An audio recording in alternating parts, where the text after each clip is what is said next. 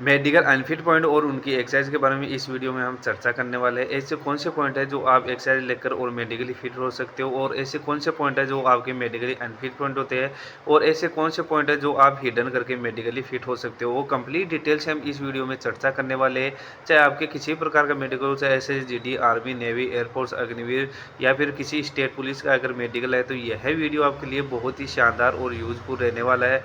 अभी जो 23 तारीख से है वो S S G D candidates का फिजिकल और मेडिकल शुरू होने वाले हैं, तो उसके लिए यह वीडियो आपके लिए बहुत ही इंपॉर्टेंट शामिल होने वाला है, क्योंकि इस वीडियो में जो भी पॉइंट्स के बारे में डिस्कस करेंगे वो छोटी छोटी गलतियों के कारण क्या है कि कैंडिडेट्स मेडिकल में बाहर हो जाते हैं। ऐसी गलती है वो एसएससी जीडी वाले कैंडिडेट ना करें, क्योंकि आपके जो छोटी सी गलती है उसकी वजह से आपका जो वर्दी का सपना है वो टूट सकता है। तो आपको क्या है कि वीडियो लास्ट तक ज़रूर देखना है, क्योंकि आपके जो भी पॉइंट का डाउट रहता है उसके अलावा भी क्या है कि कुछ कैंडिडेट्स के पॉइंट बन जाता है। तो आपको कंप्लीट वीडियो देखना है, और जो भी आपके पॉइंट्स के बारे में डाउट रहता है तो आपको मेरे को व्हाट्सएप मैसेज करके वो अपना डाउट है वो क्लियर करना है। आइए दोस्तों, सबसे पहले बात करते हैं कि ये कैंडिडेट है, मेल कैंडिडेट है, जिनके क्या बना हुआ है परली पेनाइल पपल्स, यानी ट्रिपल पी का ये पॉइंट बना हुआ है। तो ट्रिपल पी होता है क्या है पहले मैं बता दूं।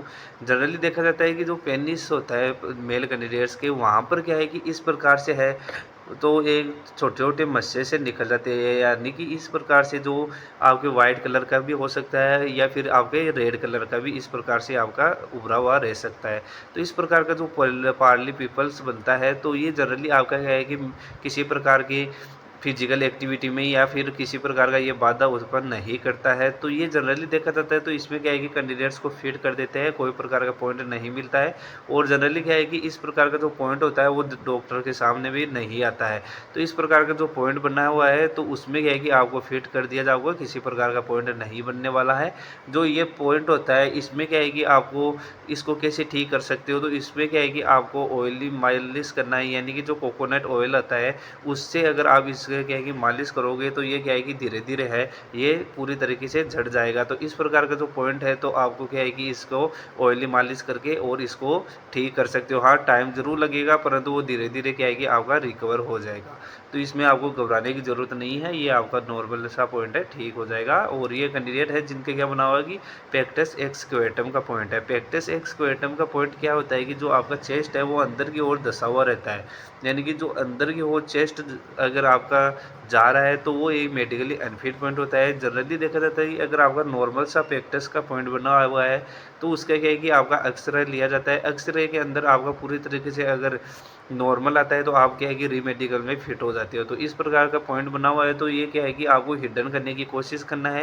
हिडन किस प्रकार से कर सकते हो कि आपके अगर चेस्ट पर हेयर ग्रो हो रखा है, दूसरा है कि आपका किसी प्रकार से अगर चेस्ट अंदर की ओर जा रहा है, तो आप उसको पुशअप लगाकर भी हिडन कर सकते हो। तो ये कैंडिडेट्स के ये बना हुआ है, तो इनको क्या है कि हेयर रिमूव कराकर और मेडिकल में नहीं जाना है। हाँ, प्राइवेट बाल और बगल्स के जो बाल्स है उनको क्या है कि रिमूव करके मेडिकल में जाना है, परंतु चेस्ट के बाल है वो आपको रिमूव करके मेडिकल में नहीं जाना है, ताकि आपका जो पेक्टस का पॉइंट है वो क्या है कि हिडन हो सके। तो इस प्रकार का जो पॉइंट बनता है, तो उसको क्या है कि आपका री मेडिकल में काफ़ी कैंडिडेट है वो फिट हो जाते हैं। और ये कैंडिडेट पूछ रहे थे कि जो इनका बर्थ मार्क बना हुआ है, और बर्थ मार्क अगर आपके किसी भी प्रकार का बर्थ मार्क है, चाहे छोटा पैचेज है चाहे बड़ा पैचेज है, तो जनरली वो क्या है कि आपका फिट हो जाता है, किसी प्रकार का पॉइंट नहीं बनता है। तो इस प्रकार का अगर बर्थ मार्क बना हुआ है, तो आपको किसी प्रकार की समस्या नहीं होगी, आप जनरली फिट हो जाओगे। और आपका अगर इससे भी बड़ा पैचेज बना हुआ है बर्थ मार्क का, वो भी फिट हो जाता है। और कुछ कैंडिडेट्स के क्या है कि बचपन से लक्षण बना हुआ रहता है, वो भी मेडिकली फिट पॉइंट होता है, उसमें भी आपको किसी प्रकार का पॉइंट नहीं बनने वाला। हाँ, अगर किसी प्रकार का स्किन डिजीज़ है, तो क्या है कि आपको मेडिकल में प्रॉब्लम हो सकता है, और वहाँ पर आपको क्या है कि मेडिकल से बाहर होना पड़ सकता है।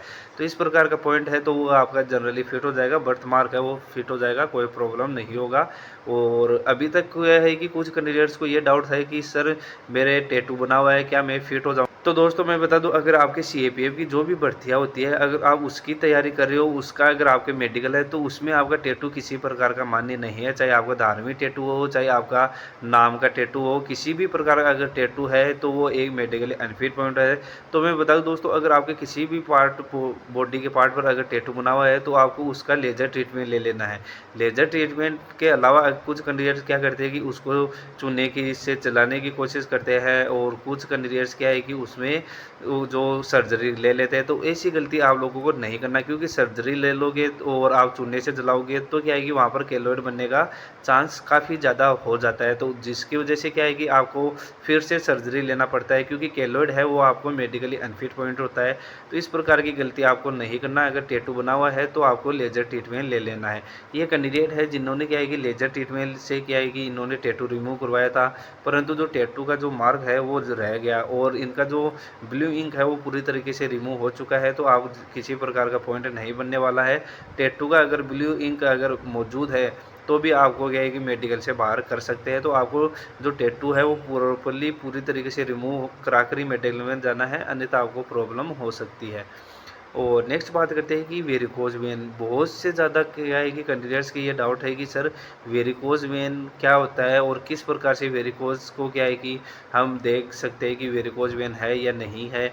कम से कम मेरे पास है वो दिन में 100 से 150 मैसेज ऐसे आते हैं जो वेरिकोज से संबंधित आपके जो डाउट है उनसे संबंधित ये मैसेज आते हैं। तो मैं बता दूं दोस्तों, जो वेरिकोज वेन होता है वो क्या है कि इस प्रकार से जो उभरा हुआ नसा रहता है और वो क्या है कि एक सर्पिलाकार वेंस बन जाता है और आपका जो ये वेंस होती है उसमें क्या है कि रक्त का थक्का बन जाता है, जिसकी वजह से क्या है कि आपका जो ब्लड है वो क्या है कि प्रवाह नहीं हो पाता है। तो इस प्रकार का जो वेंस बनता है वो एक आपका वेरिकोज वेन कहलाता है। तो इसका ट्रीटमेंट क्या है और कैसे पता लगाया जा सकता है कि आपके वेरिकोज वेन है या नहीं है। तो इसका क्या होता है, ये कलर डोपलर टेस्ट होता है। कलर डोपलर टेस्ट में अगर वेरिकोसिटी डिटेक्ट होता है तो क्या है कि आपको लेज़र ट्रीटमेंट ले लेना है। लेज़र ट्रीटमेंट लेकर आप क्या है कि इसको जनरली क्या है कि हिडन करके और मेडिकली फिट हो सकते हो। वेरिकोज वेन का एक ऐसा ट्रीटमेंट है जो आप क्या है कि इसका किसी प्रकार का ट्रीटमेंट है वो मेडिकल में अमान्य है। तो आपको इसको हिडन करके और मेडिकली फिट होना है और वहाँ पर आपको एक्सेप्ट नहीं करना है कि आपके वेरिकोज वेन का ट्रीटमेंट लिया था। और ये कैंडिडेट है जिनके क्या है कि चेस्ट है वो इस प्रकार से, जो इनका बोन है वो इस प्रकार से उभरा हुआ है चेस्ट का, तो ये एक मेडिकली अनफिट पॉइंट है। इसको कैसे आप मेडिकली फिट हो सकते हो, इसमें क्या है कि आपको डायमंड पुशअप वगैरह कुछ इसकी एक्सरसाइज होती है वो उसकी वजह से, और क्या है कि आपको यहाँ पर है फैट बढ़ाकर, यानी कि यहाँ पर चर्बी बढ़ाकर आप मेडिकली फिट हो सकते हो। और इसका किसी प्रकार से सर्जरी भी नहीं होगा, आप इसको डेवलप करके ही आप मेडिकल में फिट हो सकते हो, अन्यथा आपको क्या है कि मेडिकल में प्रॉब्लम हो सकता है। तो इस प्रकार का जो पॉइंट बनता है तो इसको आप फिजियो एक्सरसाइज करके और यहाँ पर क्या है कि कुछ आप फैट बढ़ाकर और मेडिकली फिट हो सकते हो, अन्यथा आपको मेडिकल में प्रॉब्लम हो जाएगी। और अब बात करते हैं केलॉइड के बारे में कि केलॉइड के बारे में कैंडिडेट्स की काफ़ी भ्रांतियाँ रहती है कि छोटा केलॉइड हो चाहे बड़ा केलॉइड हो, किसी प्रकार का क्या है कि केलॉइड बना हुआ। केलॉइड क्या होता है कि आपका किसी प्रकार का चोट लग जाने के कारण जिसमें आपका जो स्किन है पूरी तरीके से डेवलप नहीं हो पाता है, उसमें क्या है कि बंक तरीके से एक बन जाता है, यानी कि जो इस आपका स्किन है इस तरीके से आपका बन के रूप में नज़र आता है। तो वो क्या है कि आपका केलॉइड बना हुआ जनरली हम मानते हैं। तो इस प्रकार का जो पॉइंट बनता है तो इसको क्या है कि आप लेजर द्वारा रिमूव करवा लेना है। और ये बात करें कि अगर आपका हाफ इंच से अगर केलॉइड बढ़ा है तो वो एक मेडिकली अनफिट पॉइंट होता है।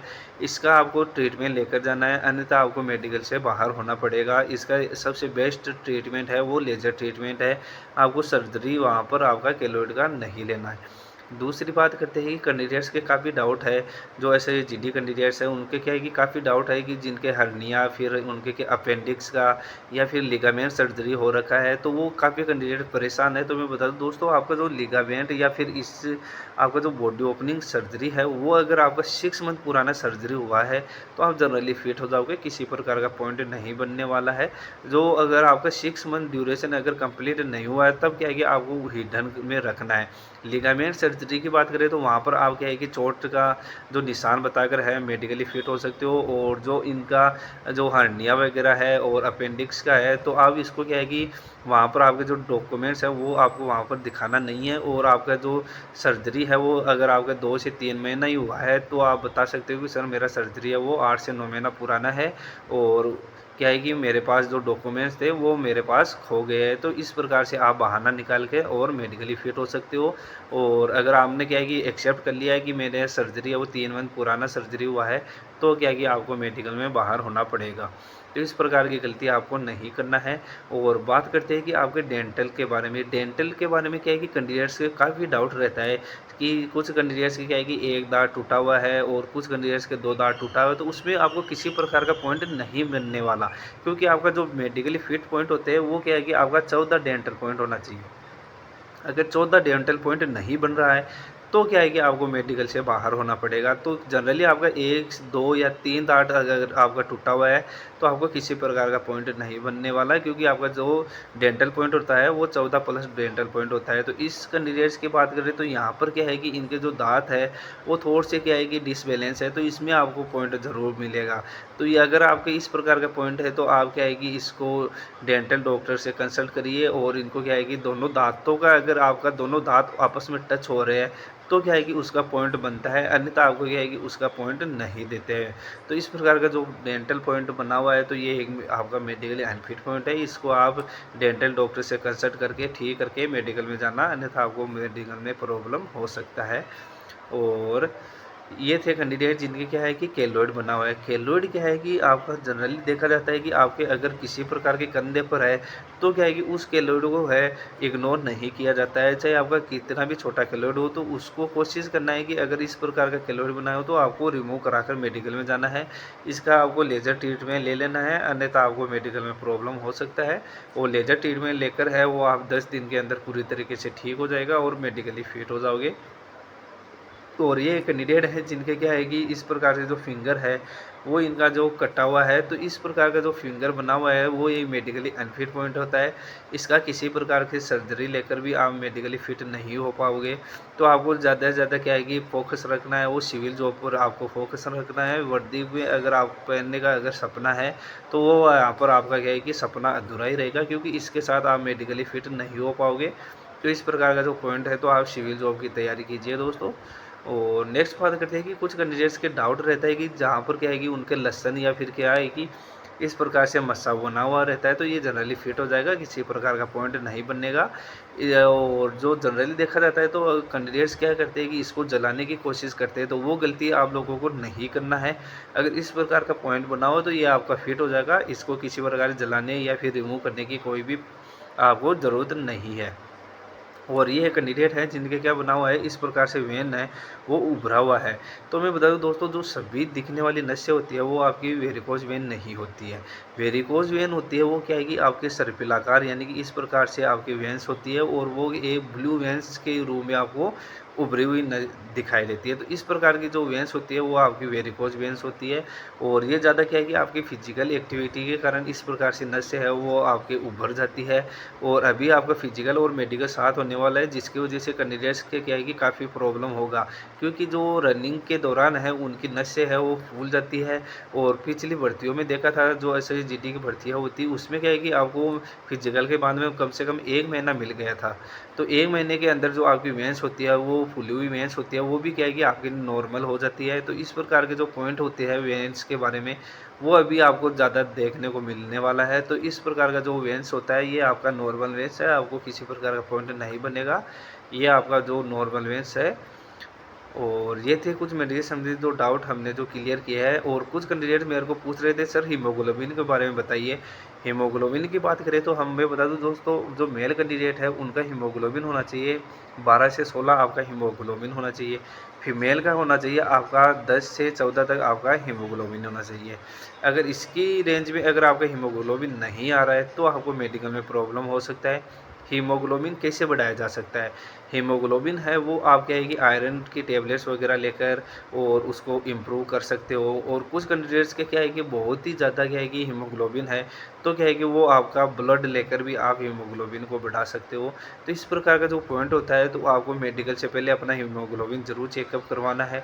और दूसरा है कि आपका बीपी का पॉइंट है वो भी एक छोटा सा पॉइंट होता है। अगर बीपी अगर आपका हाई या फिर लो आ रहा है तो आपको क्या है कि मेडिकल से पहले है टेबलेट लेकर मेडिकल में जाना है।